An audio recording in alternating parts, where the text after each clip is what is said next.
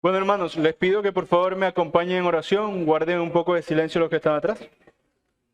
Oremos. Señor y Padre Celestial, te damos gracias por el día de hoy, porque nos has permitido como cada domingo venir a tu casa de oración, Señor, a poder escuchar tu palabra, a poder atender a lo que los maestros distintos pueden decirnos, Señor, a reflexionar en los himnos que cantamos a tu nombre. Te damos gracias también porque nos permites este espacio de reflexión un poco más específica, más pedagógica, Señor, acerca de una cuestión que nos interesa como por la identidad de nuestra iglesia, Señor, que es la confesión de fe. Porque mediante ella nos acercamos a ciertos tópicos distintos que son de relevancia para el cristianismo, de forma sistemática, ordenada, apoyada en las Escrituras, Señor, y como punto de partida para el estudio personal y colectivo, por lo que te pedimos, Señor, que en el estudio de hoy me permitas hablar con la mayor sencillez que permite el tema y que el resultado de esto sea una oración más plena a tu nombre por conocerte mejor. En el nombre de Cristo Jesús oramos. Amén. Bueno, hermanos, hoy toca el capítulo 2, o más bien continuar el capítulo 2 de la Confesión de Fe de Londres en 1689, que es de Dios y de la Santa Trinidad, que tiene 3 puntos, 3 artículos. Hoy nos compete terminar el capítulo, ya estudiar el artículo 3, que corresponde al asunto de la Trinidad. Como dijimos, el capítulo es de Dios y de la Santa Trinidad. Ya hemos tratado diferentes asuntos de Dios, de sus atributos, de su poder, de su autoridad, etc.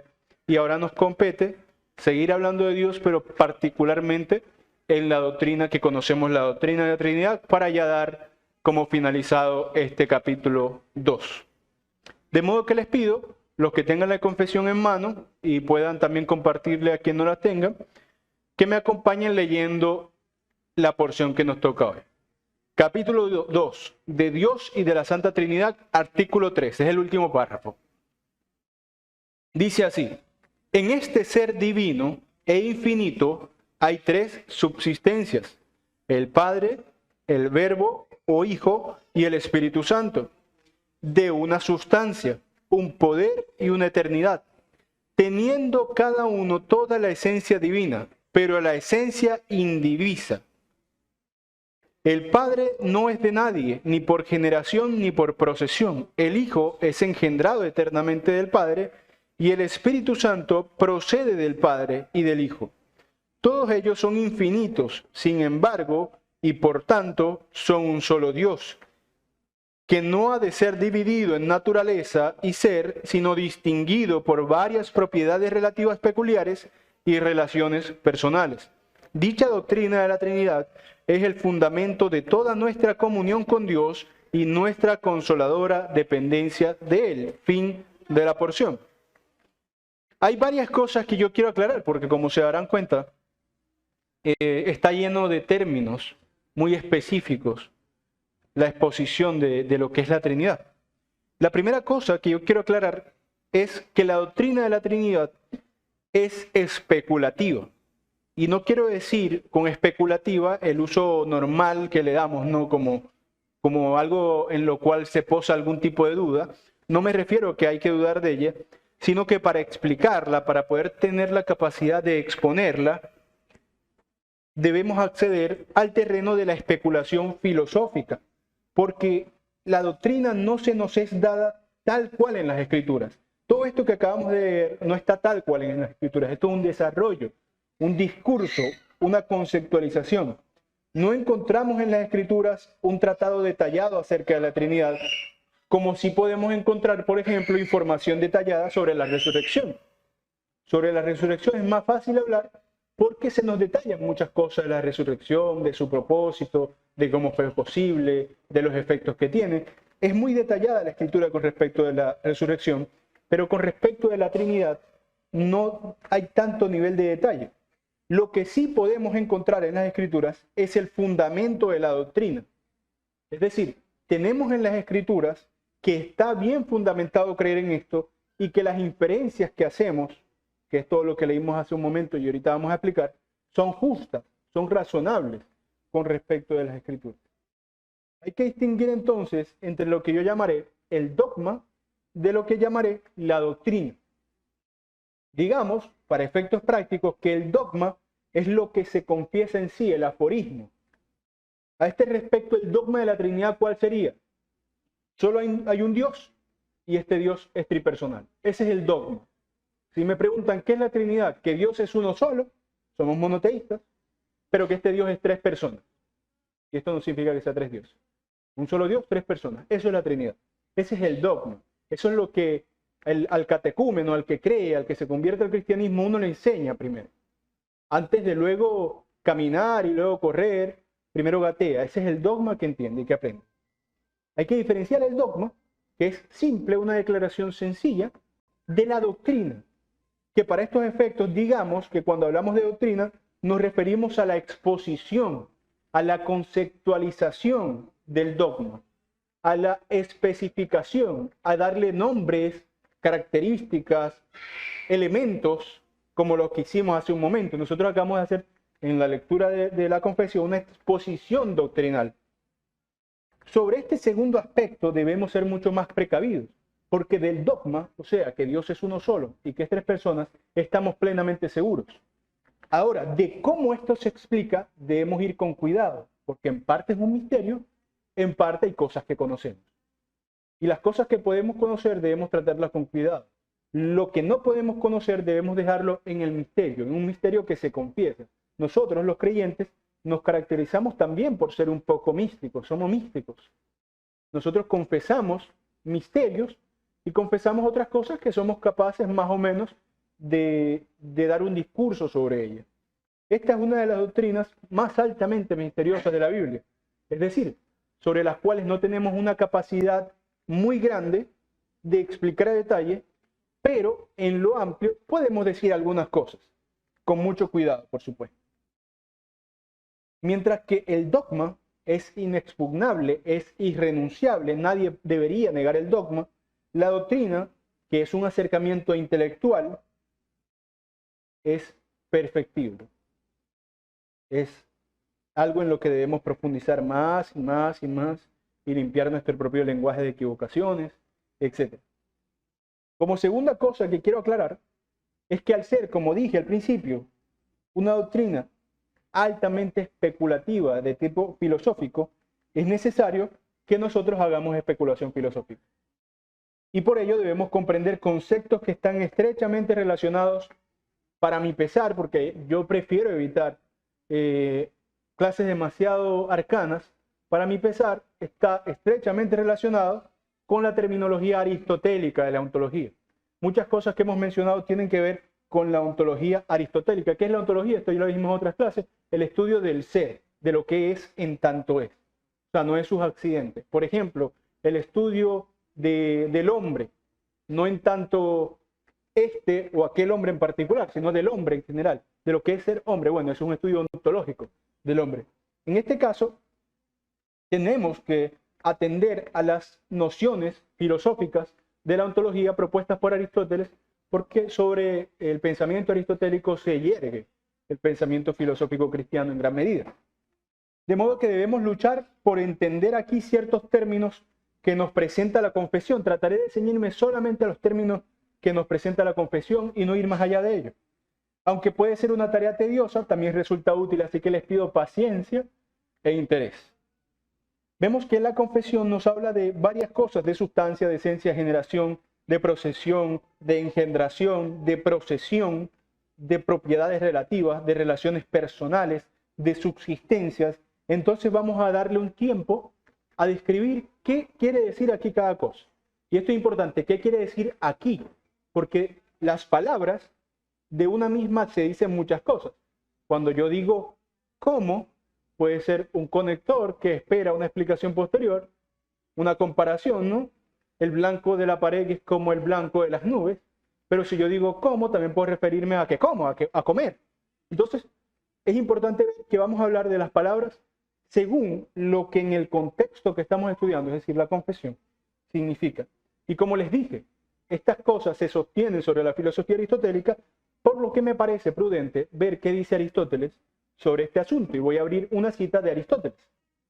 Aristóteles dice: sobre el asunto de sustancia. Primer término que vamos a tratar, sustancia. Sustancia se dice, voy a leer a Aristóteles, luego voy a resumir algo que nos sea útil, por supuesto. Sustancia se dice de los cuerpos simples, tales como la tierra, el fuego, el agua y todas las cosas análogas, y en general de los cuerpos, así como de los animales, de los seres divinos que tienen cuerpo y de las partes de estos cuerpos. A todas estas cosas se llaman sustancias. Entonces Aristóteles nos presenta el primer problema de lo que nosotros hablamos en lenguaje que representa la polisemia, que una palabra se puede decir de varias cosas.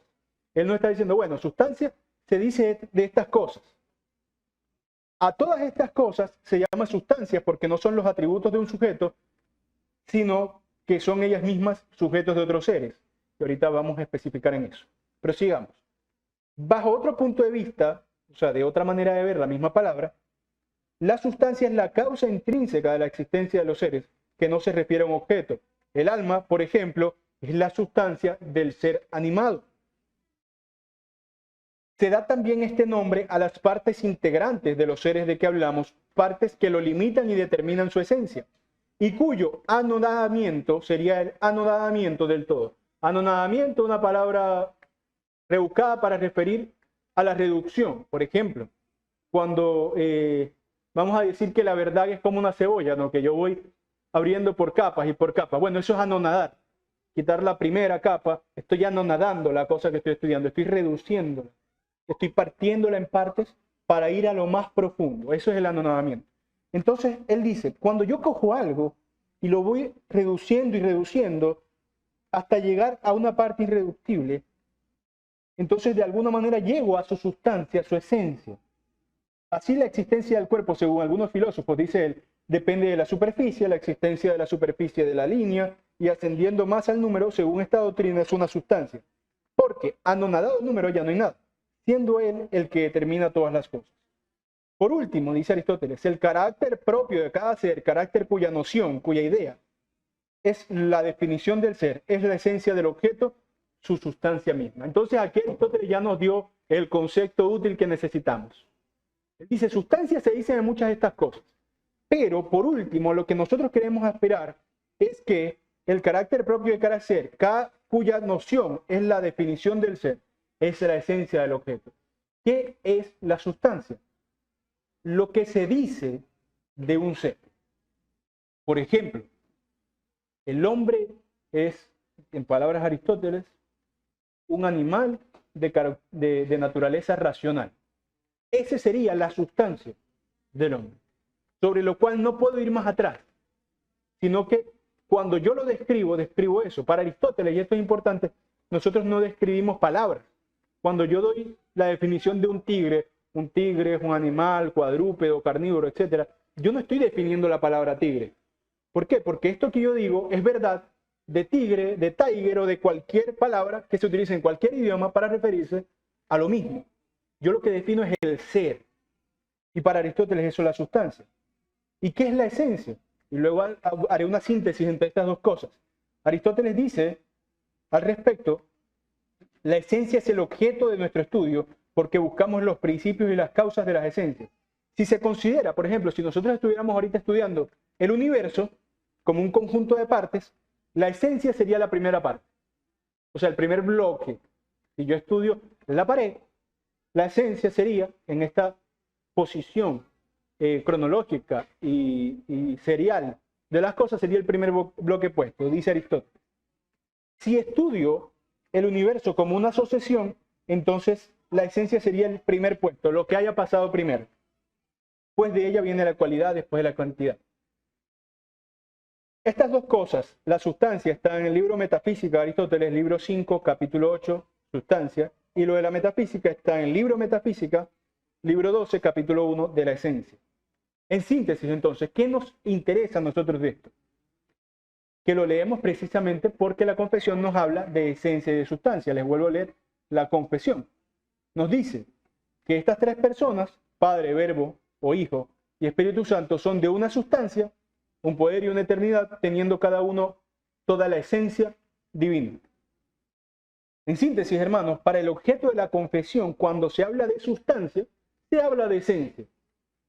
¿Qué es la sustancia o la esencia? Son sinónimos en este caso. Lo que se dice de lo que estudiamos. ¿Qué estamos estudiando hoy? A Dios. Particularmente la Trinidad, el concepto que está relacionado con Dios que llamamos Trinidad. Entonces, cuando decimos que las personas de la Trinidad, aterrizando otra vez a la confesión, son de una misma esencia, lo que estamos diciendo es que cada una de las personas tiene todas las cualidades propias de ser Dios de manera plena. Yo puedo hacer preguntas. ¿Que Dios es ser eterno? Sí. Entonces, el Hijo es eterno, el Padre es eterno, el Espíritu Santo es eterno. ¿Dios es ser todopoderoso? Sí. Entonces, el Hijo es todopoderoso, el Padre es todopoderoso, el Espíritu Santo es todopoderoso. ¿Dios es ser soberano? Sí. Entonces, el Hijo, el Padre y el Espíritu Santo son soberanos. ¿Me siguen? Cuando decimos que comparten la misma esencia, es que no hay nada que yo pueda decir de alguna de las personas de la Trinidad, en tanto son Dios, que no diga de las otras, porque los tres son un Dios, no tres dioses. Pero además debe enfatizarse en ese aspecto último que menciono, que la esencia que comparten no la comparten en partes, sino que la comparten plena e indivisiblemente. De modo que no es como nosotros, que todos acá somos humanos, tenemos la misma esencia humana, pero se multiplica, y aquí me pondré otra vez filosófico para mis pesar, se multiplica en la individualización. ¿Y en qué nos diferenciamos ustedes y yo? Ustedes, por ejemplo, están allí, yo estoy aquí. Nos diferenciamos en el cuerpo. Los seres corporales se individualizan en sus cuerpos.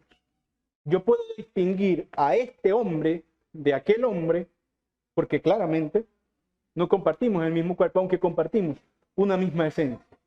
Pero al ser Dios espíritu y al ser la naturaleza divina o la esencia divina compartida por ellos, por las tres personas, no se diversifican haciendo que la esencia se parta en pedazos, sino que ellos la comparten una misma, al mismo tiempo, indivisible. Es propio de la esencia divina tener tres subsistencias individuales e inseparables. Y esto nos introduce a la otra palabra que nos dice la confesión, que en el ser divino subsisten, la palabra subsistencia, que la quiero desarrollar junto con la palabra persona, porque veremos que en el lenguaje confesional significan lo mismo, subsistencia y persona. De hecho, yo puedo decir que cada uno de ustedes, y yo incluido, somos subsistencias de la esencia humana. Y esa subsistencia es personal, nosotros somos personas. Bueno, así en la naturaleza divina subsisten tres personas. Veamos qué es esto de la subsistencia.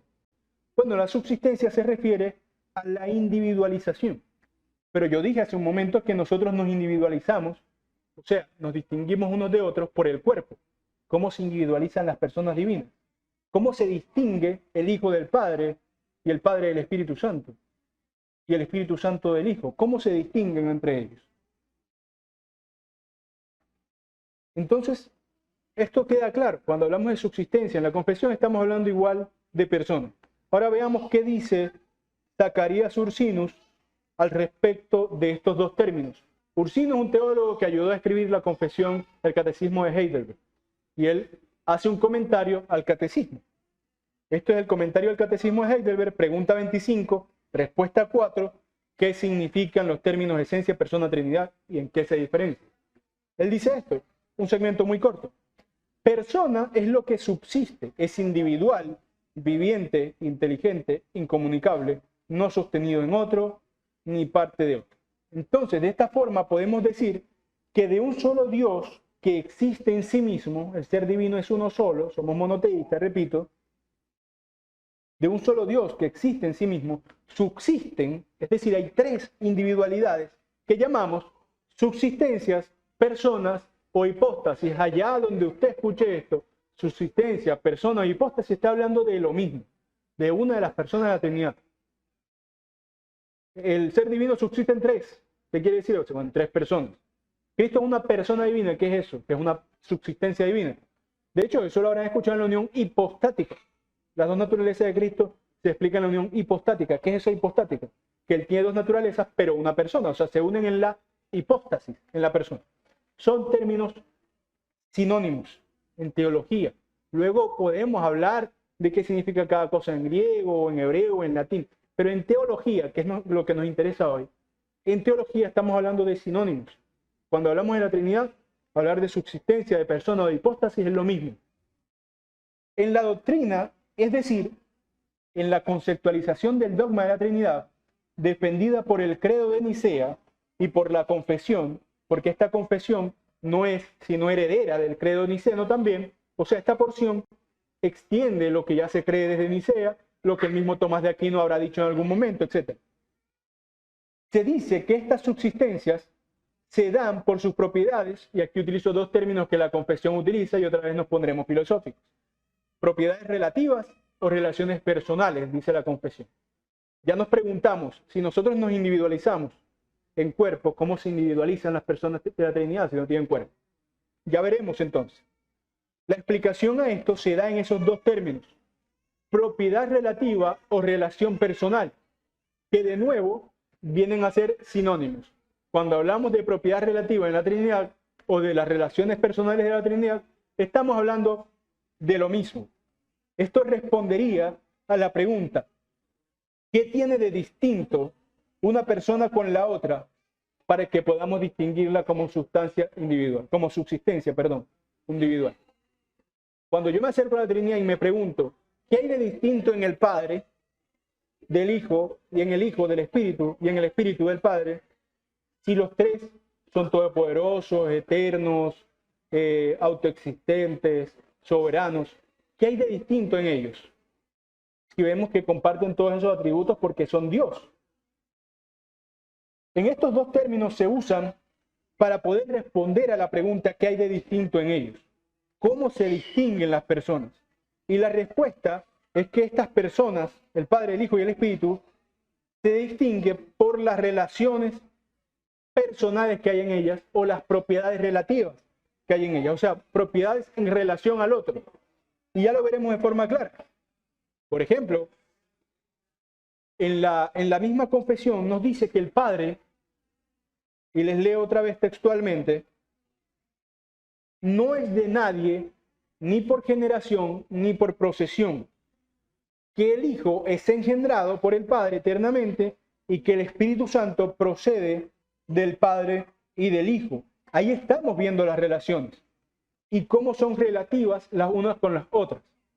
Por ejemplo, se dice que la relación o la propiedad relativa del Hijo con respecto del Padre, no con respecto del Espíritu, con respecto del Padre, es la filiación, que es ser hijo. Es decir, ¿en qué se relaciona el Hijo con el Padre? En que es hijo. El Espíritu Santo no es hijo, solo el Hijo es hijo. Y a eso se le llama la filiación. Pero esa relación tiene otro nombre si lo veo desde otra perspectiva. Del Hijo con el Padre, filiación. Del Padre con el Hijo, paternidad.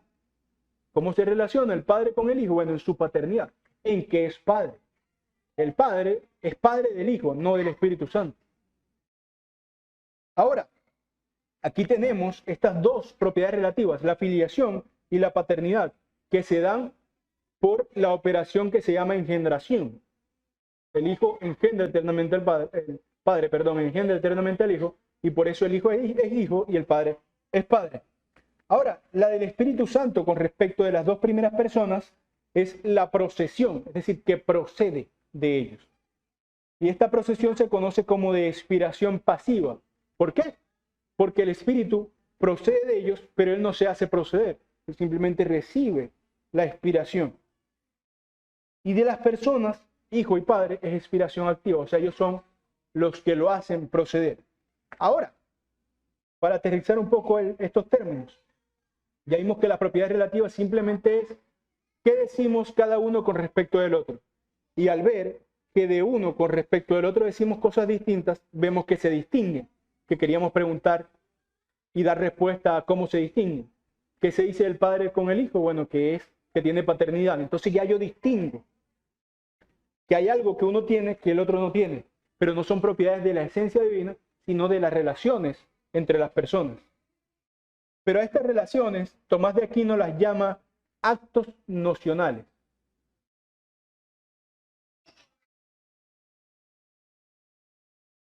No, el espíritu no es de las personas, el espíritu es Dios. Lo que la relación da a entender es cómo se distingue. ¿Cómo se distingue? La teología llama a la distinción de padre e hijo con respecto al espíritu la procesión o la expiración. Digamos, a mí no me gusta meterme mucho en esto, pero digamos que se entiende de esta forma. Al amar, al desear y al pensar en el Espíritu Santo por parte del Hijo y del Padre, entonces se distinguen entre ellos. El Padre y el Hijo aman al Espíritu Santo y hay una distinción, porque para amar debe haber un ser amado, ¿no? Eso es otra de las formas de explicar la Trinidad, el amor mutuo. El amor que se tienen entre ellos los distingue.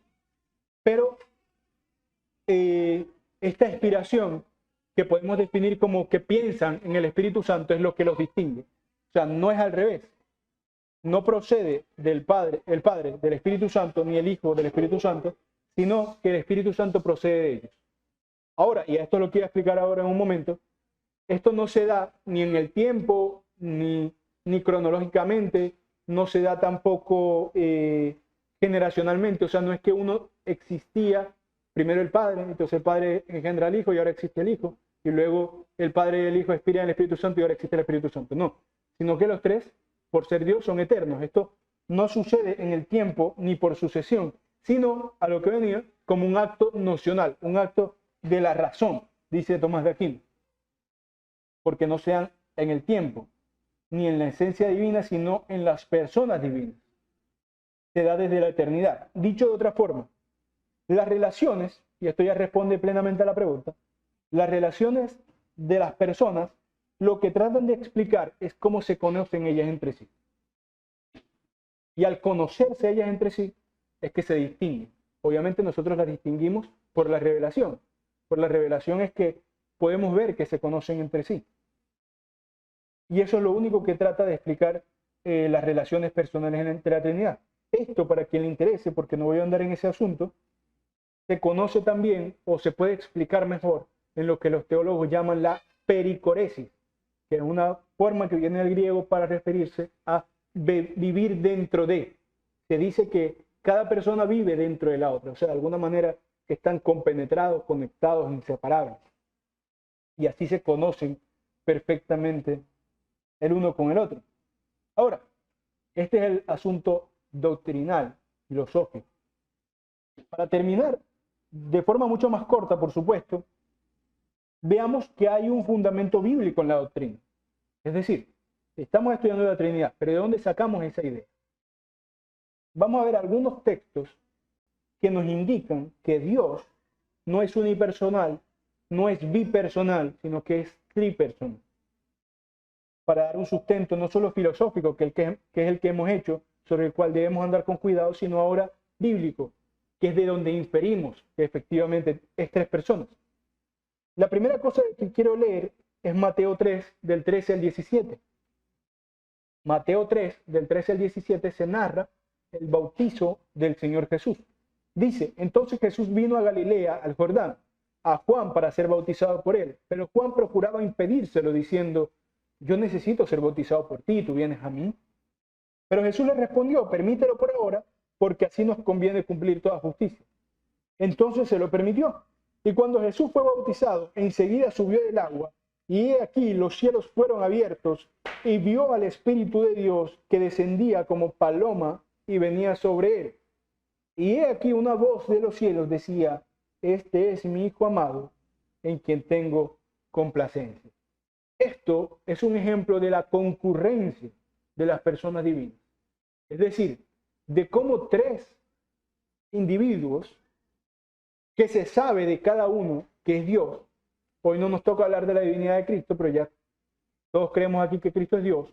De tres individuos que están claramente diferenciados. Uno está en forma de paloma, uno viene una voz del cielo y otro está allí bautizándose están actuando al mismo tiempo. Y el énfasis de al mismo tiempo es para destruir cualquier noción de modalismo. Algunos unicitarios, algunos que creen que que Dios no es tres personas, sino que es una, dicen, lo que pasa es que algunas veces se presenta como el Hijo, algunas veces como el Padre, algunas veces como el Espíritu. Pero esta concurrencia, o sea, esta actividad conjunta y al mismo tiempo de las tres personas, nos manifiestan la individualidad de cada una de las personas divinas. Además, hay otras razones de corte más teológico, que es la fórmula bautismal que nos da el mismo Jesús en Mateo 28:19. Por tanto, vayan y hagan discípulos de todas las naciones, bautizándolos en el nombre singular, pero de tres personas, del Padre, del Hijo y del Espíritu Santo, que son un solo nombre, que los tres son el yo soy. Solo hay un yo soy, pero estos tres son ese. Entonces la fórmula bautismal que da Cristo ya para dejarle a sus discípulos la idea en la continuación del ministerio que ellos tendrían, involucra otra vez tres individuos distintos, de los cuales se piensan que son una sola cosa. Y créanme que esto es importante porque los judíos eran monoteístas y tomaban muy en serio el monoteísmo. Y Jesús no los indicó a no ser monoteístas. Jesús seguía manteniendo el monoteísmo, pero al mismo tiempo les presentaba ahora tres señores. ¿Cómo era eso? Bueno, como todo lo que ya hemos hablado hasta ahora. Además vemos, aparte de la fórmula bautismal, la distinción de las operaciones. Hemos visto cómo actúan al mismo tiempo. Vemos cómo el Señor indica que los tres son dignos de ser nombrados en la fórmula bautismal. Y ahora vemos cómo se distinguen en acciones unos de otros. Juan 14:26 dice, mas el Consolador, el Espíritu Santo, a quien el Padre enviará, Él os enseñará todas las cosas y recordará todo lo que yo os he dicho. Juan 14:26 nos manda o nos enseña esta operación del Padre como el que envía, así como envió al Hijo, envía ahora al Espíritu Santo luego de la partida del Hijo. Esto lo hablamos en los sermones de Hechos. Esta es la promesa del Padre, de la cual hablaba Jesús, del Espíritu Santo.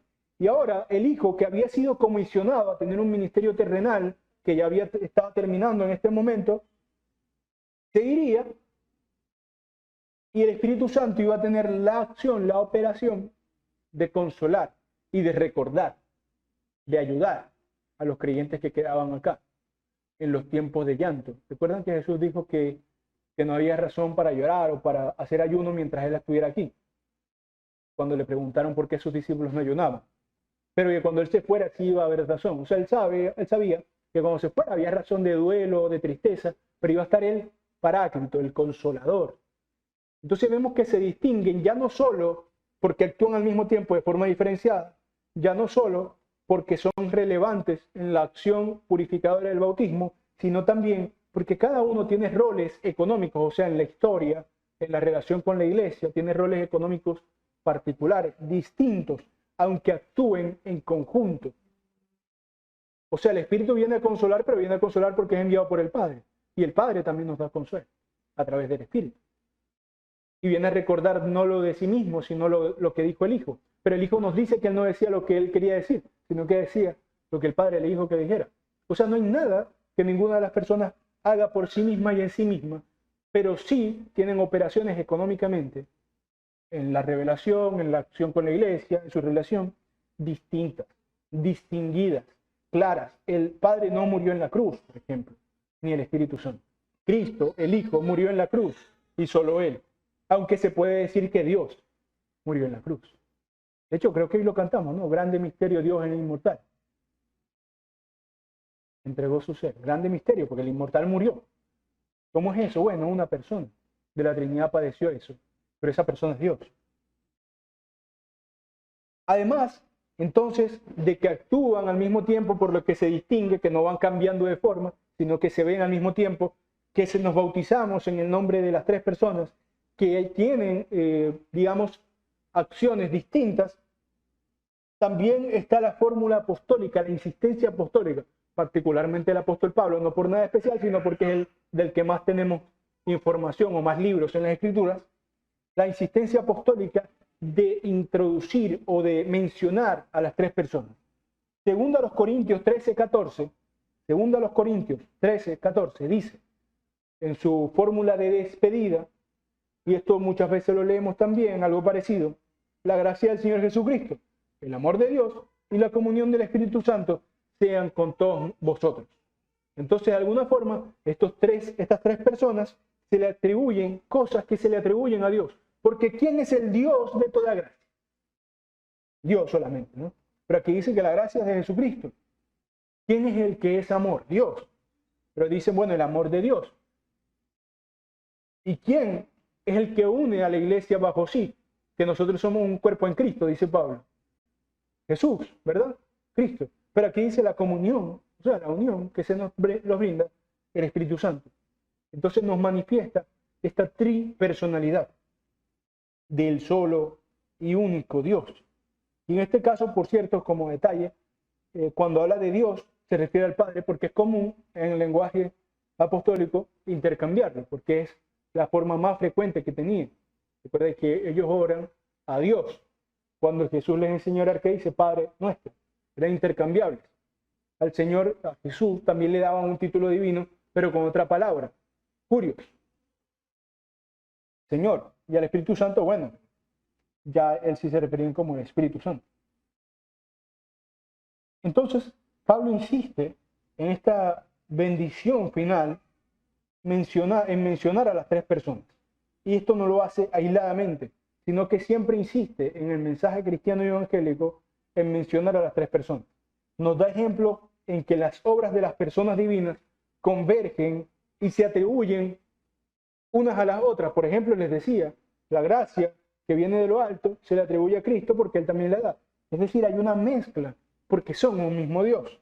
En Efesios 3, del 14 al 17, Efesios 3, del 14 al 17, dice, y termino con esto, por esta razón doblo mis rodillas ante el Padre, de quien toma nombre toda la familia en los cielos y en la tierra, a fin de que conforme a las riquezas de su gloria les conceda ser fortalecidos con el poder de su espíritu, en el hombre interior.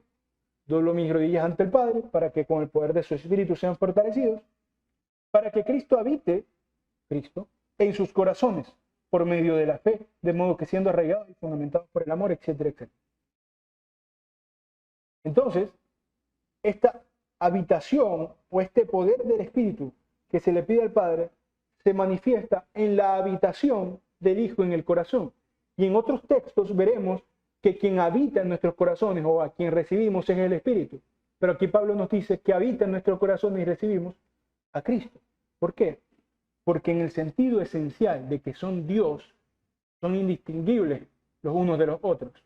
Y en el sentido relativo de que son personas individuales, se distinguen tan solo en sus relaciones. Y no es un poder. Lo que quería explicar aquí, ya que pasamos la parte filosófica al principio, es que tenemos muchas razones para pensar que Dios es trino a la luz de las Escrituras. ¿Cómo lo explicamos? Bueno, hemos intentado hacerlo al principio, pero explicar y creer son dos cosas distintas. La Biblia nos demanda creer, porque si Dios no fuera trino, los apóstoles serían politeístas. Y claramente no lo eran. Ellos insistían en que hay un Dios. De hecho, por ahí Pablo dice un Dios, un bautismo, una fe. Ellos seguían siendo monoteístas. Pero ahora, expresando con mayor claridad que la que se puede encontrar en el Antiguo Testamento, porque en el Antiguo Testamento estaba en misterio, en el Nuevo Testamento ya lo expresan con claridad, que este Dios no es uno, no es dos, es tres personas, y que una de estas se hizo carne.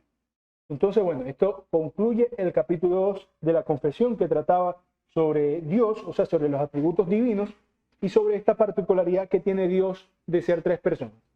Lo concluimos hoy, oremos, y si hay algún aporte o pregunta que pueda responder, pues me dicen al final de la oración. Acompáñenme en oración, hermanos. Señor y Padre Celestial, te damos gracias porque es por tu palabra que podemos entender estas cosas. Sin ella, Señor, no podríamos llegar al conocimiento de tu naturaleza, de tu Trinidad. No hay una forma que con la sola razón hubiéramos llegado a comprender la magnificencia de tu ser. Pero tú nos has entregado esta verdad en las Escrituras Y te pedimos que nos ayudes cuando nos acercamos a ella, tratando de razonar un poco. Sabemos que es un misterio, entenderla plenamente, pero hay cosas que nos has dado, herramientas intelectuales que nos has dado para poder ver, Señor, que sí, teniendo un solo Dios, este es tres personas y que se diferencia en sus operaciones, Señor. Y sabemos que es así por tu obra en Cristo, por el testimonio de las Escrituras y al margen de cualquier imprecisión que tengamos en la defensa de la doctrina, creemos como niños la doctrina porque es lo que nos has dado, Señor.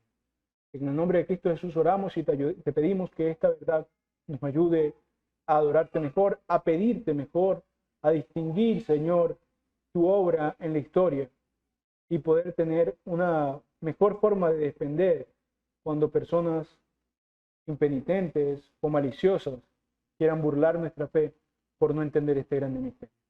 En el nombre de Cristo Jesús oramos. Amén. ¿Preguntas o aportes, hermanos?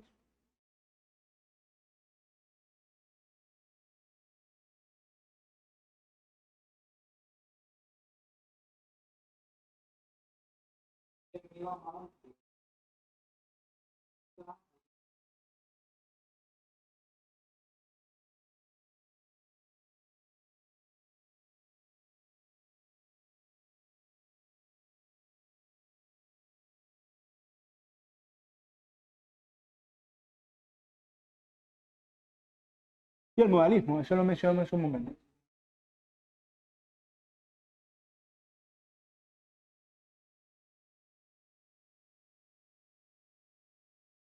Sí, sí. Claro, los tres se manifiestan como en diferentes momentos, pero son una misma persona, dicen los modalistas. Pero acá en el bautismo, pues, vemos la acción de los tres al mismo tiempo y distinguidamente. En otras ocasiones, Jesús ora al Padre en el Getsemaní, Jesús le entrega el Espíritu, sopla el Espíritu sobre los apóstoles. Vemos, tanto en el ministerio terrenal de Cristo como en las afirmaciones apostólicas, que se distinguen las personas entre sí.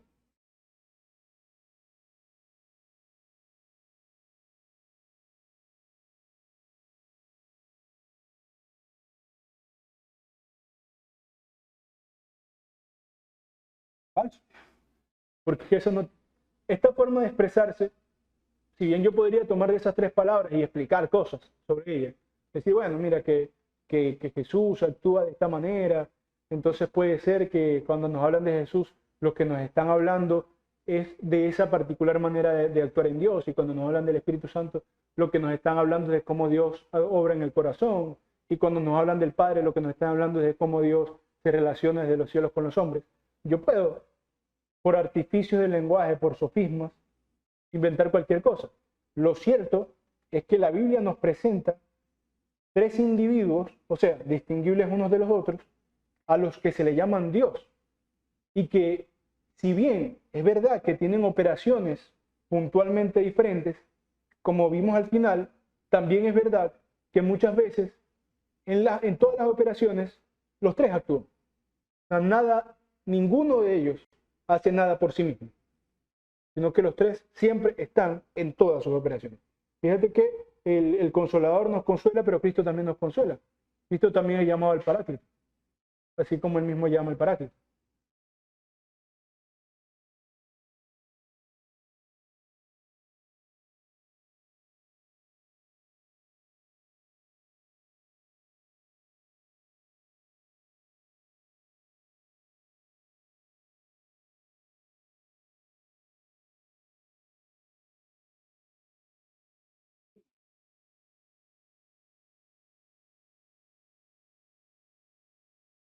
Claro, porque entonces, en lugar de enseñar lo que dice la doctrina, que es un Dios y tres personas distintas, lo que estás manifestando es como tres capacidades de Dios, algo así, tres cosas que Dios hace. Sí, son tres cosas que Dios hace y muchas más, pero son tres personas. Y las tres hacen las tres cosas. Las tres hacen todo.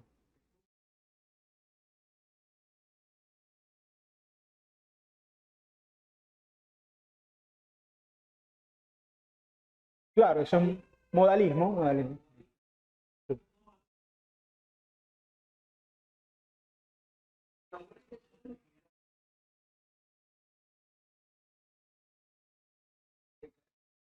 Sí, por ejemplo, Las analogías siempre son incompletas y a menos que tú vayas a explicar qué es lo que quieres decir con la analogía, es mejor no usarla. Por ejemplo, la analogía de los tres estados del agua, por mencionar tres, puede servir para algo. ¿Para qué?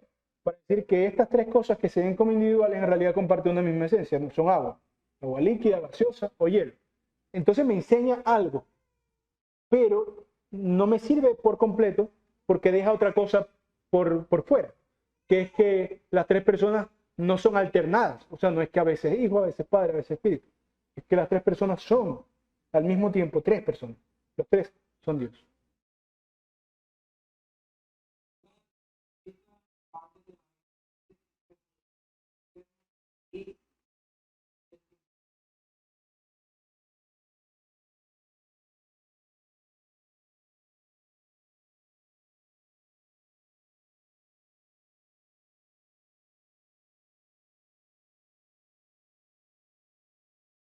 No, no sé bien a qué te refieres a Juan, tres son los que dan testimonio en el cielo, el Padre, el Hijo y el Espíritu Santo.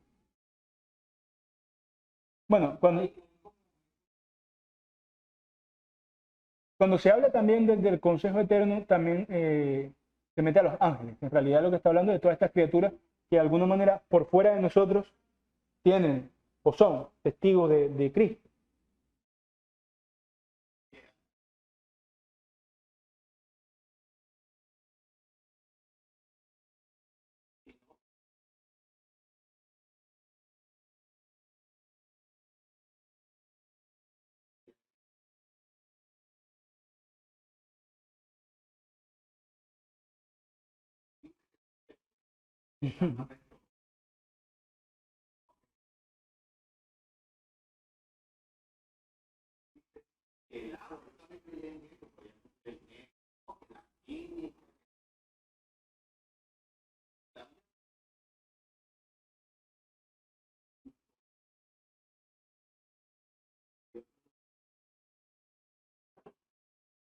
Nosotros también tenemos que hacer un equilibrio entre la obediencia espiritual y la satisfacción intelectual. En esta vida nosotros no tendremos satisfacción intelectual plena.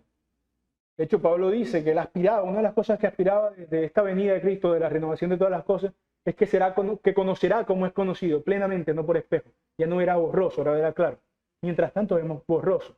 Debemos tener cuidado de ir más allá de lo que podemos decir. Yo prefiero, en lugar de conocer todas estas cuestiones filosóficas que son importantes, las que hemos hablado hoy, que antes de que una persona llegue a confusión y llegue a articular ideas que son equivocadas, como lo que hemos venido hablando, modalismo y todo esto, mejor sea humilde y con sencillez diga, bueno, yo creo que Dios es uno y que es tres. ¿Cómo esto es posible? No lo sé.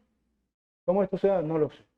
Es un buen misterio. ¿Por qué un buen misterio? Porque no es un misterio que buscamos por hacernos los gnósticos, por decir, bueno, hemos descubierto alguna cosa nueva. Es un misterio que aceptamos porque se nos impuso, porque ahí está en la Biblia. Si yo soy incapaz de explicarlo, soy incapaz de explicarlo, pero ahí está. Y lo creo porque es lo que el Señor me impuso, no porque se me ocurrió, porque me parece que un Dios de tres personas es mejor que uno de dos, o de cuatro, de cinco, porque Dios no es cuaternario, o no cinco personas, o no es seis personas. Bueno, porque Dios es tres personas. Es como preguntar, ¿por qué el ser humano es el ser humano? ¿Qué es el ser humano? Y lo hizo Dios, y ya. Y Dios es como es desde siempre, Él no es creado. Sí. Y esto lo conocemos precisamente cuando lo revela. O sea, por la revelación natural no sabríamos que Dios es trino. Sabemos algunas cosas, sabríamos que es justo, que es santo, que es bueno, que es creador, pero no sabríamos que Dios es trino. De lo creado no podemos deducir eso. Pero esto no fue precisamente, y esto es algo hermoso, producto de la sabiduría humana, sino producto de la revelación divina. Eso recibimos y eso creemos. Y admitimos con humildad que somos incapaces de agotar cualquier explicación exhaustiva. Lo que hacemos es gatear, más o menos arañar, pero hasta allí. De resto confesamos y ya. De hecho, por eso es que los credos confiesan así, creo, confieso.